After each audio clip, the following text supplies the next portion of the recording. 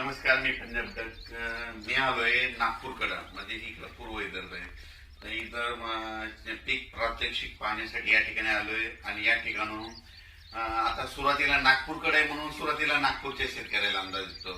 तर हे पूर्व विदर्भामध्ये येते. तर नागपूरच्या शेतकऱ्याला अंदाज सांगितलं होतो की आज आहे 15 सप्टेंबर 2025. आज मध्ये रात्रीच्याला तुमच्या नागपूर, वर्धा, भंडारा, गोंदिया, चंद्रपूर, यवतमाळ, अमरावती ह्या पट्ट्यामध्ये काय होणार आहे. आणखीन मध्ये आज 15 तारीख, 16, 17, 17 तारखेपर्यंत 3 दिवस दररोज वेगवेगळ्या जिल्ह्यात जोराचा पाऊस पडणार आहे. म्हणून नागपूर विभागातल्या शेतकऱ्यांनी हा अंदाज लक्षात घ्यायचा. म्हणजे पूर्व विदर्भातल्या शेतकऱ्यांना अंदाज लक्षात घ्यायचा.